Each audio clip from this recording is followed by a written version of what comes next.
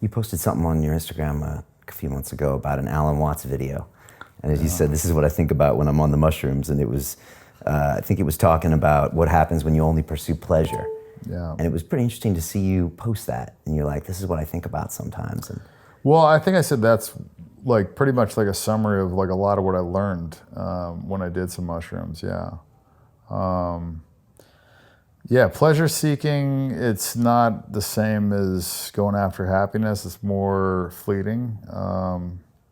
The video summed it up probably better than I could do in this interview. it got deep really at the end. It was like you're one with the divine. It's better to give than receive.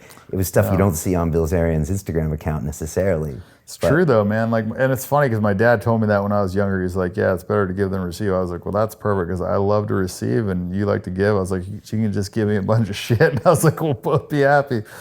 But it's funny because later on you start to realize that doing stuff for other people, makes you more stoked than just buying shit for yourself. So, yeah, I think he was dead on that deal. And you think about like connecting with the divine and all that stuff and humility and those kinds of things? Humility, yeah. Connecting with the divine. I mean, I think Alan Watts's view on, like the whole God thing was more, he thinks that, everybody's kind of a part of God, that, everybody's kind of connected and that, I don't know. I think he believes more that this is a bit of a simulation that people are playing, that they're not God. Because, I don't know, like, I think I've focused on control a lot.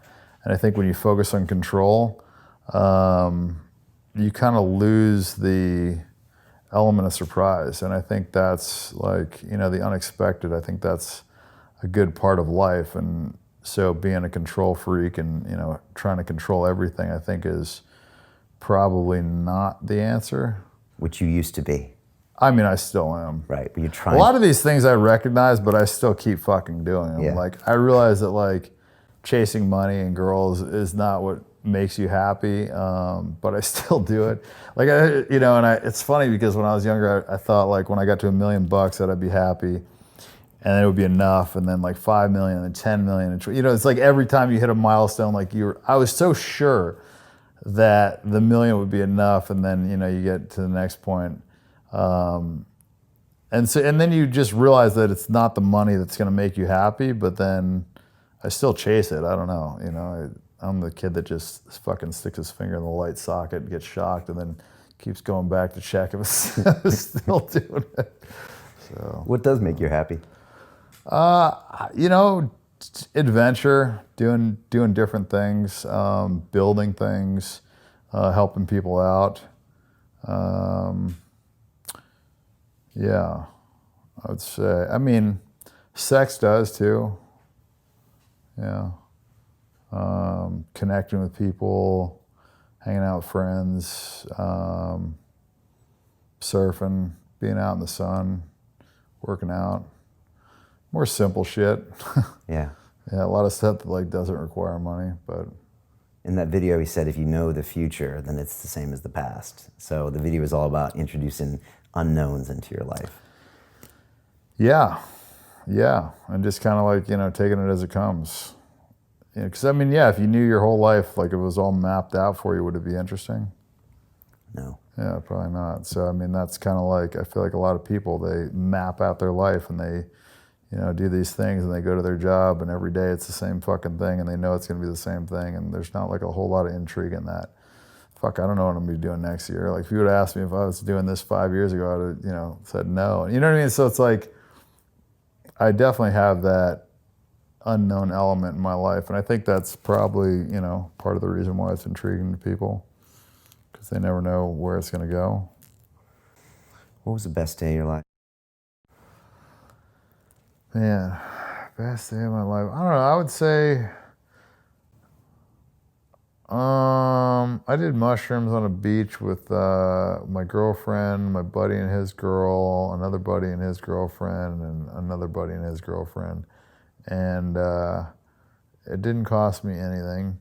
And I remember smoking a joint on the way back and just thinking like a hippie in a van could have had the same day as me on this beach, and it wouldn't have cost him anything. And it was just, it was pretty eye-opening.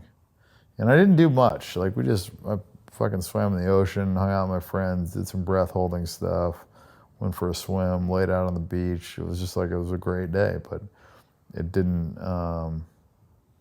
require much, you know. Surfing, stuff like that. So life's simple. The great things in life can be simple. Honestly, and free. man, yeah, some workouts, some outdoor stuff, hanging out with my buddies, like shit that you don't need a lot of money to like have some really good times. And when I was in the military, I didn't really have much money, and I had a fucking great time. The thing money does is it gives you access, it gives you the ability to not put up with shit from people, which is nice. I don't like putting up with shit from people. I don't like taking orders. I don't like people telling me what to do. So I could say that positives of money is the freedom, is the power, flexibility, stuff like that. But it definitely comes with a lot of headaches too. Right. So same with fame. Yeah, fame more headaches than positives. But as far as like the stuff that I, focused on, like the girls and money, fame is pretty powerful. So, but, I mean, it just depends on what your objectives are, but I would say it's probably a net negative. Like if I had a kid, I wouldn't choose to make him famous.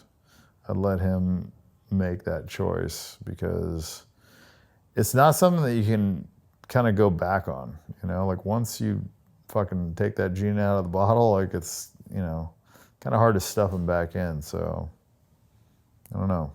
I made my bed, I gotta sleep in that motherfucker, and I can't complain. I feel like a lot of people want to be sleeping in that same bed, so I'm not gonna bitch about it, but it's definitely got some negatives that I feel like people don't consider.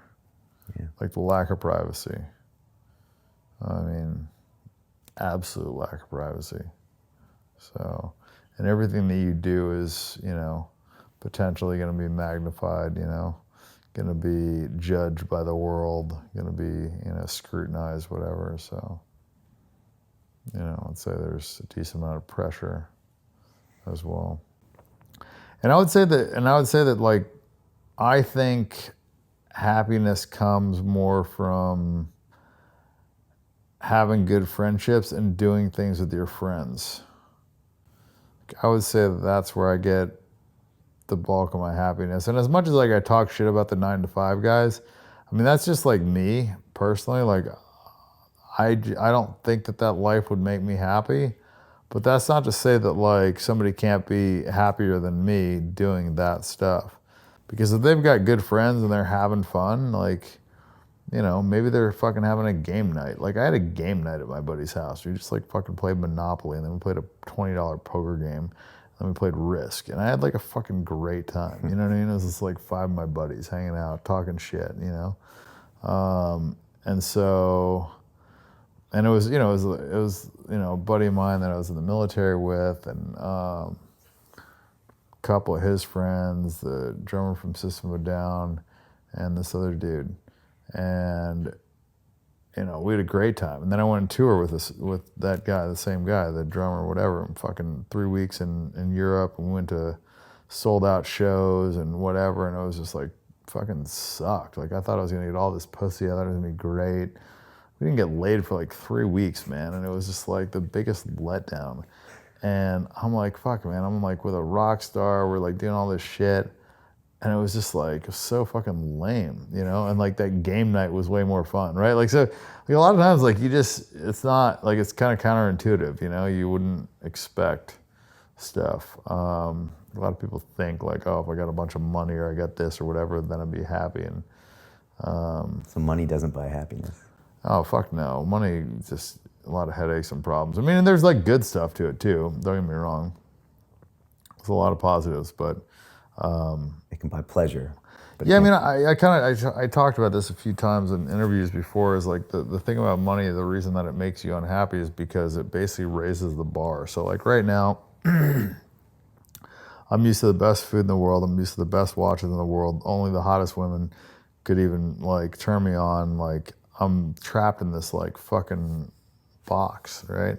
And all these things, like, you know, I mean, I'm doing stuff that like would make other people's like dreams come true. And for me, it's just like baseline. It's not like anything that like I'm like super stoked about. You know, like I mean, a fucking ton of hot chicks in a night or 2 nights or whatever, and like it'll be fun, whatever. But like I won't really like be like crazy happy about it.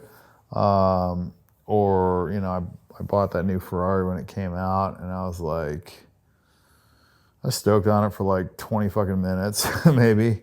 And I drove it like 120 miles in like the 10 months I had it, and then fucking sold it. And I was just like, damn, I expected to get like at least like a few months of happiness out of that one. It's like nothing. And like, as you get more and more used to that shit, it's just baselines you. So then everything else is a letdown. Like if I were to drive like, I don't know, whatever would be like not as good as a Ferrari, like that like 20 years ago I would think would be bad. Maybe like a Mustang Cobra, like 20 years ago I'd think that'd be like a fucking badass car. And now it'd be like a big letdown. Like if that was like my rental car, I'd be like, oh, what a piece of shit, But like it's the same car that would have stoked me out like not that long ago. So what it does is it basically just like puts you at a spot where like only the dopest shit satisfies you, then everything else will let down. So it's kind of hard, like if you think about it in that perspective, like you have to have the best chefs, you have to have the best whatever, all this stuff to just like, for you to feel like, you're in like your environment, you're in your comfort zone, right? But then like once you get to that point, then like you have nowhere else to go up and you can only go down. So I think that's why, and then once you get used to that level, then if you like can't afford to like live on that level, man, you've got a long fucking way to drop. So I think that's like the negative correlation between money and happiness is your ability to adapt to whatever your current situation is. So like within, I don't know how many day or month period it is, but you will adapt to almost any situation. So if you adapt to a really great situation, then you've got a lot of fucking way to fall. But if you adapt to a really shitty situation, like let's say you're in Auschwitz or you're in a POW camp or whatever, like, and you get out, like you're gonna be fucking stoked about like, taking a shit in a regular bathroom instead of a fucking, like your bedroom, and like you're gonna be stoked that you get to eat like a fucking meal that you would normally think would be shitty, right? Like all these like little things. Like when I got out of boot camp, stoked about all this stuff. So, just perspective. And so then how do you stay happy? New challenges, like companies. Yeah, man, you just gotta try and climb new mountains, just try and, accomplish new things. That's the way that I've found, You like mushrooms, and mushrooms kind of dissolve the ego. Is that something you like to play with? And do you have an ego? I've honestly probably done mushrooms only like 12 times my whole life, so it's not like a huge part of my life, but I've just definitely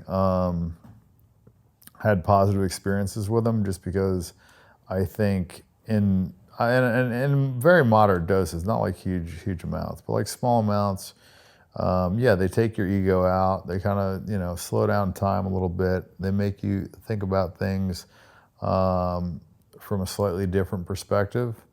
And it like quiets out a lot of the noise and a lot of the distractions, if you will, and allows you to kind of just like figure out, because like deep down, like what you should be doing or what makes you happy or what, is the right path or whatever. But you get distracted by the shiny shit, the pleasure, the whatever. So, but it's also good to just do it with your friends and have fun and laugh and fuck around and whatever. But you can get a lot from them. I mean, just go off on a hike on your own, take 1 or 2, and kind of work through your shit. So, yeah, big advocate of those. And I'm actually super stoked that they legalize them in Colorado and Northern California now. You think Ignite might one day be involved in psilocybin? Yeah, I'd love to. I'd love to be involved in that. It's just, like I said, such limited markets. Yeah. I had a big ayahuasca ceremony last year in Costa Rica, 3 big ones. Man, it taught me so much, but also some very difficult evenings. Is that something you think you'll play with at some point? Kind of scared me a little bit, honestly. I haven't tried it. I did DMT a few times, and It's different. yeah, I've heard some like horror stories from that stuff. You know, like some people that kind of like had a bad trip and never came back from it, or like weren't the same. So that kind of scared me. I've been contemplating trying acid in a very small dose to start. But I'm still on the fence of that. I like the idea that mushrooms come from the earth, they're natural. It's a whole fucking So thing. does ayahuasca. Yeah, it is. 2 vines. I've done peyote. I Okay. did peyote one time. Okay. Ayahuasca is just a big commitment, man. That's like, I mean, that's full send. That's like 12 hours. Fucking. Well, no, I'd say it's more like 3. I think. Really? Yeah. For me, it's 3 hours until I can actually open my eyes and maybe walk. And I'm not gonna die. Yeah. And I do go through probably some of the more difficult moments of my life physically. 3 mentally. hours before you can open your eyes? Before I can maybe know that I exist. You know what I mean? Wow. Fuck me. And then in the meantime, I'm in my head and stuff. It's probably like doing 5 grams of mushrooms or 6. But ayahuasca's different. But I get lessons from ayahuasca. Like I got lessons from mushrooms. Yeah. You didn't? I get some, but man, I got like machine elves in my head with mushrooms. You got what? I got these little machine elves in there. Like they come into my head with mushrooms, and sometimes they just confuse me. And I don't always get really strong lessons. How much do you take? 4 or 5 grams. Oh yeah, maybe take less, bro. Yeah, maybe. I usually stay inside, and I'm on the beach, and I sure as hell I'm not talking to I people. never stay inside. I hate being inside. Okay. I'm always in nature. I like nature too on a lower dose too, but Yeah, I think lower dose is the move. I think I think a lower dose, like go for a hike by yourself. yeah. Yeah, try like just a couple mushrooms, not even a lot. I know a UFC fighter, he microdosed mushrooms before every one of his fights. Yeah, I know microdosing can be powerful. Yeah. But I think you'd find ayahuasca pretty powerful. So No, that's my fear, is that I find it too powerful. yeah. I smoked DMT one time, small amount on the top of some weed, and I had a pretty positive experience for a short period of time. And then I did 2 different times with the DMT when I did big hits, and like did the whole like hold it in and do 3 hits or whatever. And I was like fucking on a different planet. I didn't get anything out of it. I was just like so fucked up that I don't like being in a state where I'm not like present, conscious, and thinking.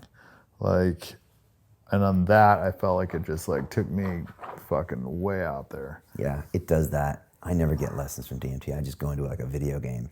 Yeah, that's exactly what it felt like. I was as like a in video Donkey game. Kong, and I was just like, okay, it's nice to know it's there, but I didn't bring anything back. Yeah, nothing. I Whereas think with it's ayahuasca, shit. which is oral DMT, I get lessons at the end. Like, okay, this is what you got to do. 1, 2, 3, 4, 5. Do you act on those? I do, but it's never as fast as I want it to. And then when I look back, so I look back 3 months later, and I'm like, you haven't even done this. And when I look back 12 months later, I'm like, actually, you have started to do this stuff. But I'm a big fan of doing it like once a year heavy or once every 2 years heavy, and then taking action and meditating. I don't believe you should be going in every weekend or 2 weekends for ayahuasca. I think then you're just living in that state. That's a lot, yeah. But if you do take a big dose, like Terrence McKenna used to say, take a large dose infrequently with psychedelics, get the lesson, and then hang up the phone. Interesting. I always like the smaller. I'm pretty drug sensitive though, so.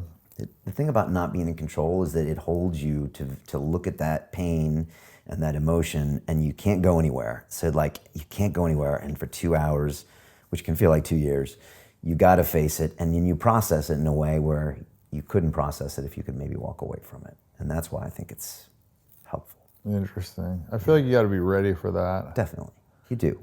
I think the way to get ready for it is by doing smaller amounts. Could be. I mean, Because then you know what you're expecting, and you also are more comfortable with it. And when you're more comfortable with something like that, I feel like you're less likely to kind of freak out. And the more you go into it with a positive mindset, with less fear, I think the more likelihood you're going to have of having a positive experience. So I think fear is like one of the worst things. And I think the more you do it and the more you kind of work up to it, the less likely you're going to go in there fearful. But I don't know too much about the ayahuasca, so maybe that's something that, you get more if you just fully dive in. For me, being completely out of control, I'm like not being like mentally present for 3 hours, that'd be a lot. I don't know if because I'm like a real big control freak. Yeah, It's one of the reasons I like too. the mushrooms too, is because I'm forced to just kind of like let go and just go the course, you know, do the journey and not like have to fucking, you know, have control over the whole thing. So it's like one of the few times when I'm like out of control. Because otherwise in my life, I'm like so in control of everything. I've got fucking, you know, all these people that I can make things happen and, you know, just, I don't know. I almost feel like I just feel like I'm like playing a video game with a cheat code almost sometimes in my life, you know, like whatever the fuck I want, like it just like happens, you know. But again, that's like knowing your future. Yeah. Alan Watts would say, what are you doing? Yeah, no, for sure. That was why I was just like a little bit like, damn, guy's got a fucking point. I'm always nervous before going to the ayahuasca ceremony, but you know, you got a shaman with you. I was in a good place in Costa Rica, and it was like a solid, you know, environment. And I'd done it before. Like so Peru is where most people go now. Yeah, it can be pretty rough there. I mean, it's proper jungle, and you know, it's just harder to get to. Costa Rica's a little more second world. So yeah.